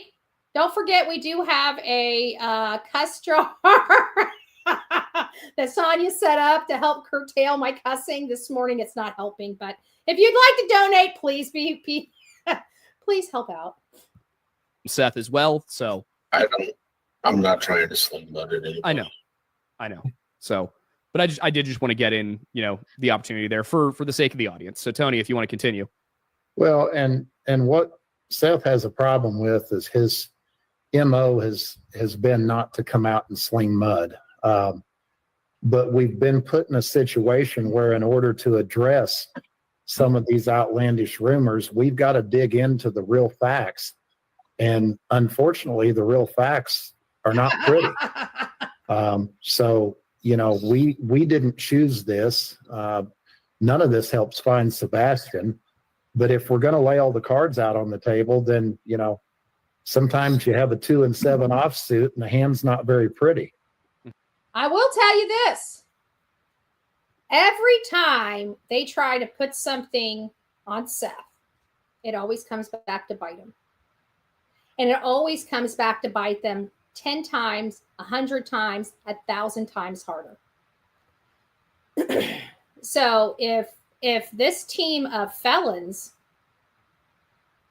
wants to keep throwing shade, I'm pretty sure there's going to be a lot more dropped that ain't going to look pretty. So I choose your words wisely. Just saying. Yeah, I think just to add in there, it is unfortunate that we're in this situation. And I think the one way this does help find Sebastian and why we wanted to, provide this scenario to help kind of clear the air a little bit on some of these things is because I think when people get too wrapped up in these rumors, They do get wrapped up in these rumors. But I also wanted to point out that I noticed that Aiden, look at Aiden. He was a long-haired hippie kid, and look at him. He's all cleaned up. He's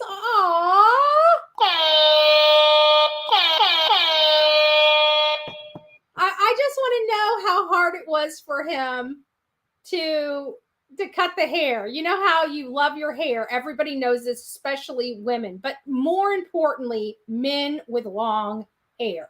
Okay? Men with long hair love their locks. Okay? They love their locks more than a woman because they're a guy with long hair. Betty has a crush on him. I'll cut it out. But I gotta tell you, I like the cut. I just wanted to give Aiden a shout out. I love the haircut. I love it. Love it, love it, love it. Now watch, he's probably gonna come back and say, I just put it back in a ponytail. But it didn't look, I was looking, I'm like, is there a ponytail back there? Nope, I don't see a ponytail. It looks like he cut his hair. Yeah, I think he cut his hair. I think he cut his hair.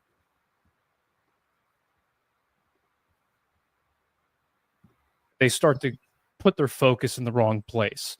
They'll focus in on people that are, unproductive locations to spend their time and their energy. To be on Sebastian. Sebastian is the one missing. Exactly. Amen. Two grown men victim blame a child victim. A child victim who was removed from her predator mom's home and placed into foster care. Did a grown man admit he knew another grown man was sleeping with a child and all he did was decide he wanted to pursue her? And did she miss the part that happened when she was 18 and moved out of her daddy's house and moved into that house, and she came with a boyfriend and an arm candy or a sugar daddy? She was 18. You guys just heard this. And listen to this hot mess express idiot that's too busy sucking on a pipe than to worry about anything else. Let's go back. Unproductive locations to spend their time and their energy. To be on Sebastian. Sebastian is the one missing. Exactly. Two grown men victim blame a child victim. A child victim who was removed from her predator mom's home and placed into foster care. Yes, when she was a young girl. And if they did not get her the help that she needs, and why it was so very important that Seth got his son the help that he needed when he was AR'd at the hands of this woman, his mother. Did a grown man admit he knew another grown man was sleeping with a child? She was 18. 18. She didn't move into that house until she was 18. Seth did not want to date her because she had a boyfriend and another side piece. And all he did was decide he wanted to pursue her. Instead, he conveniently waited until she was 18 to then impregnate her and marry her. Met her at 12, told her he was going to marry her at 14, taught her to drive at 16. Oh, where's the receipts? Where's the receipts? This bee never shows a damn thing. She's on StreamYard. She has the ability to show all of her receipts, but wants her face to be front and center instead of the receipts. Oh, where did he say this? Somebody said he said it himself. Perfect. If he said it himself, that means he said it online. If he said it online, certainly there's a clip that can be produced besides this crackpot's assumption with no factual basis, spreading misinformation and disinformation to only and purposefully hurt an innocent father searching for his son. Why? Because she needs money. Married her at 18. 4 months later, Sebastian. This lady needs to get her facts straight. For her being so close to the mom and stepdad, she sure doesn't have any of these facts correct. And you would think that she would have access to say, hey, is this true? Is this true? Is this true? No, it's not. This is true. That's not. She would seem a little more knowledgeable of the facts if she just wasn't assuming and pulling shit out of her ass, which she always does. Was born. Well, and here's the thing again, even if we go based off of what they're saying, you're still essentially admitting that you were aware that a grown man was preying on a child and you did nothing about it. You see how they flip this around, how the misinformation and disinformation happens? So he sits there and says, yes, when she came there at 18, now all of a sudden she's a child. She's a child. Let's look at what the statutory age of consent in Virginia. The age of consent in Virginia is 18 years old. If she's bopping somebody before she leaves her father's house and moves in on her own at the age of 18, that's her and her business. He didn't know about it until she moved in, which was clearly the age of 18. And according to the state of Virginia, that is the lawful age of consent. So no matter what another person was doing, whether they were doing something bad or good, that's outside of his business. Furthermore, he didn't know about that business until she moved in. About it as another grown man. Nonetheless, none of that makes any sense. But I guess at 18, she no longer was being groomed by a grown married man. So Seth took his shot. And I'm guessing. So now it's taking a shot at an 18-year-old girl. Got it. Now it's all Seth's fault again. Never mind the fact that she came on to him, right? So we're gonna take it. It's always the man's fault, even if the woman is the one that went after it. If I went after my husband was 11 years my senior. Is he a pedo? Because I gotta tell you, it's a little dicey when it comes to my husband. It wasn't until after we married that we realized his brother is married to my mother's cousin. So that means I would have probably ran into him a couple times in my upbringing at a young age. Don't remember him, didn't know him, didn't recognize him. But according to this idiot Yahoo, he would have been brooming me with a G since he ran into me, even though we didn't speak, have any contact or anything like that. And oh, good gracious, let me babysit my mom's cousin's daughter. And holy crap, now you got things going on that didn't go on. Funny how rumors get spread. And we all... my mom just got here. Go see Mom. All right, so there we have it, y'all. That's kind of, let's finish up this. We got just a few more minutes and then I'll be going. Since Seth supporters hate Katie enough to be okay with this and pretend it's logical and or acceptable.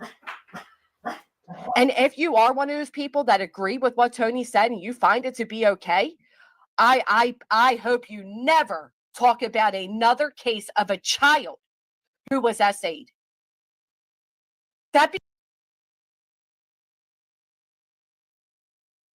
You better never. A woman that can't even keep her own damn kids has her own damn problems, worried about somebody else's. Interesting. We find that a lot on their side. They like blaming Madeline Soto for what happened. Do they understand that? Oh, now she's trying to get into the guilt trip. None of this stuff happened, by the way, guys. This is literally her imagination. You guys understand this? This is literally her imagination. You know what she's doing? She's victim shaming.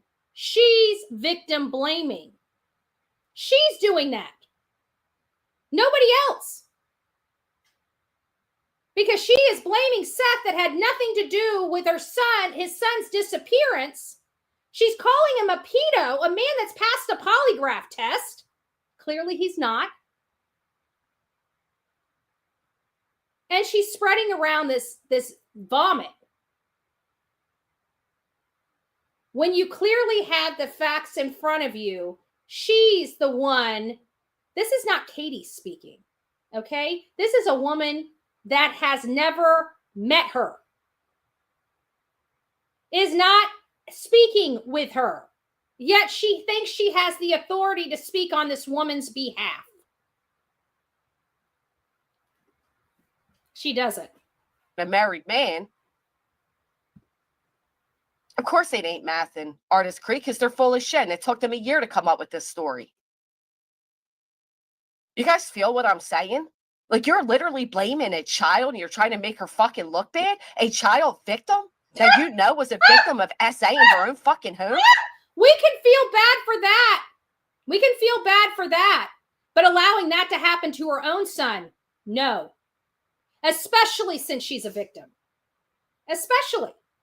If she was a victim of R and SA, how could you be so careless to allow the same thing to happen to your own son on your own watch while you're in the own darn house? And this lady's victim shaming Sebastian. That's what she's doing. Let's call it what it is.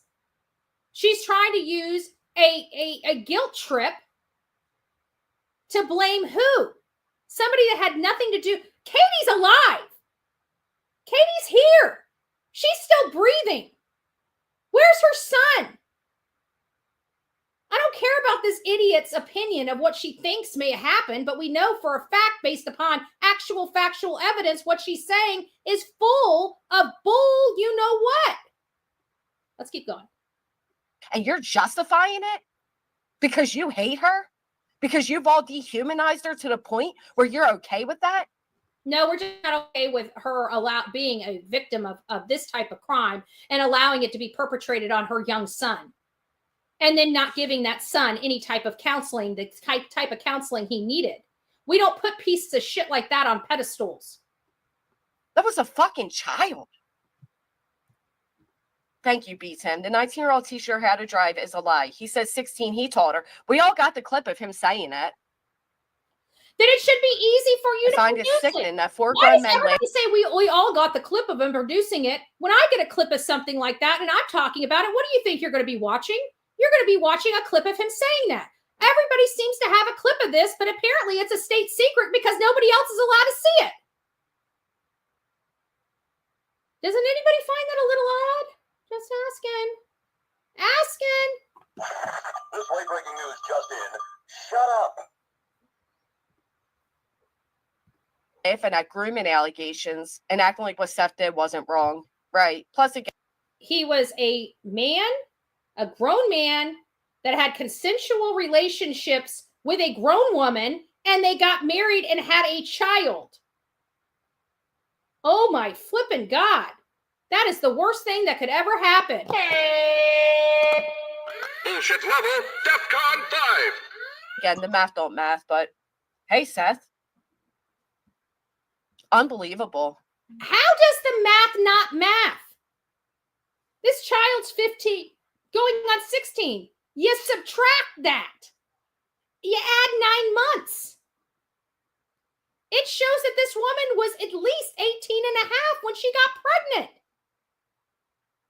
What math ain't mathin'? Is it that crack smack math that nobody seems to get? Maybe that's what it is. Maybe that's what it is. It's that crack smack math. I didn't watch it, Berkshire. I have no desire to keep up with Seth Rogers and his fucking lies. None. I have no desire of keeping up with you and your lies. Granny Watching has a serious issue with lying. She never speaks the truth because she gets paid for hate. She's not here for Sebastian. She's not here for the truth. None of these channels are. That's why they have their hand out, their piggy banks full of all this nonsense because they want to be right so bad at the expense of a 16-year-old boy. They make me sick. You want to know what evil is? That lady that you just saw there, she's pure evil. Okay? She's pure evil. But pure evil takes themselves out. Because remember, she's got a dope problem. She's getting some money. Her dope problem ain't going to go away. All it's going to do is get worse, much like Fat Lips. She can't even form complete sentences anymore on her own channel. People are still funding her FitFent issue. So there you guys have it. I'm just going to say we all know that none of this is true. And they keep saying they have clips of this and they have clips of that. Well, where are the clips? If they have them, you know, they don't mind. They clip channel, right? They like to clip everything. I spelled Sebastian's name wrong. Forgot to put an S in there. They didn't mind clipping that. They didn't mind showing everybody that, right? That I missed an S. Once it's written on there, it's written on. There's not much you can do about it, but hey. But they can't seem, after a year of calling this man a pedo, they can't seem to collect those videos and get those out. Does anybody see a problem with that? That it's always just their words? There's no receipts behind it? But everybody else, when they make those strong words, produces receipts? Like the fact that Chlamydia put her children in harm's way with their father, which was an RSO. And guess what? We have RSO documents on him. We called Katie's mom a disgusting predator. What did we produce? We produced the RSO paperwork for her mom. So we come with receipts when we make allegations like this, and we put it up on our show to show all of our audience the receipts. We don't just use our words. So why is it okay for them to keep repeating the same stuff, telling their audience they've got it, they've got clips of it, they know he said it for sure, but they can show you clips of everything else. But what they're saying they have clips of. So now it's our demand that they produce anything and everything Seth said that proves that he essayed, broomed, and R'd Katie prior to their relationship after the age of 18. Until I see that, sit down and shut up. Take a back seat because you don't know what the hell you're talking about. So far, we've been right about a lot in this case thus far. So much so, we made the parents so nervous that they wanted to try to shut me up and shut me down. As you can see, we're still standing and we're still talking. And we're going to continue to do so until the day that the law enforcement comes here, drags me out of my house with handcuffs on, and throws me in jail for the rest of my life for speaking. Okay? That's the only way that's going to shut my mouth up, especially when it comes to this case. So there is that. But one thing we will not do is we will not say horrible allegation. We have a right. We have enough evidence to paint Christopher Proudfoot as the biggest womanizer, adulterer known to Tennessee if we so chose. It's true. Maybe exaggerated, but we can definitely prove that he has never been faithful to one of his wives, including, but not limited to, Katie Proudfoot. But at the end of the day, that has nothing to do with why Sebastian, not even a motive as to why Sebastian's not here. So why don't we talk about it? Because it has nothing, and I mean nothing, to do with Sebastian. Do we bring it up here and there? Yes, we do, but it's not a talking point. This whole fantasy of Seth being a pedo is that just that, a fantasy. Moreover, they're using it to dominate talking points without one factual basis to stand on. So it is your responsibility as the audience, even a supporter of these hate channels, to open your mouth and demand receipts, because your guys are out here. If you truly are about Sebastian, whether you like Bullhorn Betty or not, if you're truly about Sebastian and the truth, you're going to want your creators to be speaking the truth as well. And you're going to want to have those justified with receipts like I do with my audience. So rock it out with your coffee beans out, y'all. Don't forget to be fearless. If you see something, say something. An ounce of prevention is worth a pound of cure. And until next time, please be safe, but more importantly, kind to one another. But before you leave, I want to go over to the special people that blessed this channel this morning. Thank you, Melanie, Michelle, Stephanie, Veronica, Jen in Georgia, Peggy, thank you all.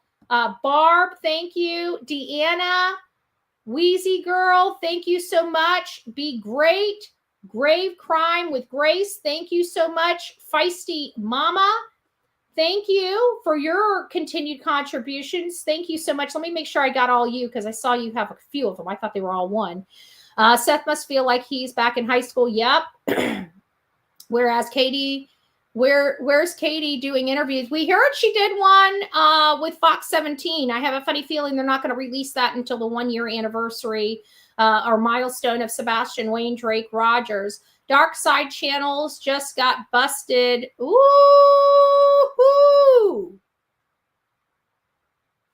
Ooh, I'm telling you. I'm telling you, there's activity like that going. These people are felons. I mean, when they went to them, they are getting the bottom feeders of these this platform. These are bottom feeders and bottom dwellers that are criminals that use this platform for criminal activity. Point blank. Seth's interview makes me cry. Katie and Chris' interview make me gag. Exactly. Come out wherever you are, Katie. Sebastian Army isn't going anywhere. We're not going anywhere. And again, Grave Crime with Grace. Thank you for that. Thank you for the love, the loving message there. And the part that has me the maddest was Sebastian was subjected to interacting with the predator kin or not. I agree. Brenda, thank you so much. Me and you, thank you. I dated a man 27 when I was 17. And things were a little different. People forget our society has changed over time. If you really want to know the truth about America, kids were getting married at 12 and 14 when our country was being made. Just a little food for thought. People died at 35, but point being made. This idea that this is some kind of our society has changed, so we put laws to change with our society. But we have to remember back in the day when I was growing up, if you wanted to get married to somebody older and get out of high school or be a man, you had to have a parent's signature. That was it. That was the way our times were back then. Everybody keeps forgetting. Maybe you guys are just too young. Maybe you guys weren't born back when we were born. I'm only 45 years old, but I can tell you 45 years ago, things were a lot different than they are today. All this drama has taken the spotlight off Sebastian. That's what they are doing. Give it up. Sebastian will be found and justice will be served. I won't fund a drug problem. I will fund justice. Thank you, and God bless you. Jules became the newest member of this crazy crew we call the Coffee Club, and so did Susan. We also have gifted Bullhorn Betty memberships from Michelle, Melanie, and Veronica. So if you received your Bullhorn Betty membership and the 2 new members that we've got aboard, welcome to this crazy crew we call the Coffee Club, i.e. the Insane Asylum. All right, guys, get out of here and make it a great day. We will see you later this afternoon.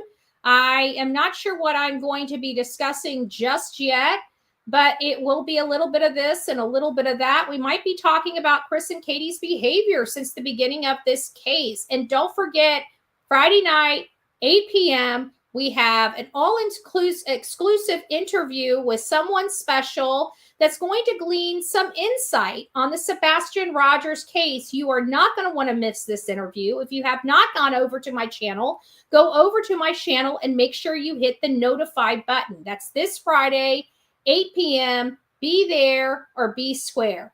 All right, guys. God bless you. And again, rock it out with your coffee beans out. Don't forget to be fearless. If you see something, say something. An ounce of prevention is worth a pound of cure. And until next time, please be safe. But more importantly, say it with me, kind to one another. God bless. From the East Coast to the West Coast, we are everywhere true crime is. We are asking for the public's help. We are searching in the woods. We are doing what it takes here on the Bullhorn Betty channels to find answers to the most alarming cases we have been watching on the news. I can tell you personally that I have traveled this entire country seeking these answers and bringing that content right here to you here on the Bullhorn Betty channels and Bullhorn Betty Crime Stories. We are happy with the work that we've done. We brought many answers to the public, and we have defied mainstream media in our pursuit of the truth in these cases. We will continue to work, we will continue to fight for these victims, and we will continue to tell their stories here on my channels. Welcome to the Bullhorn Betty brand of channels and the Coffee Club. Thank you for your love, thank you for your support, and more importantly, thank you for allowing me to bring these victims' stories to each and every one of you, advocating for each of these victims. God bless you, God bless America, and more importantly, God bless our victims.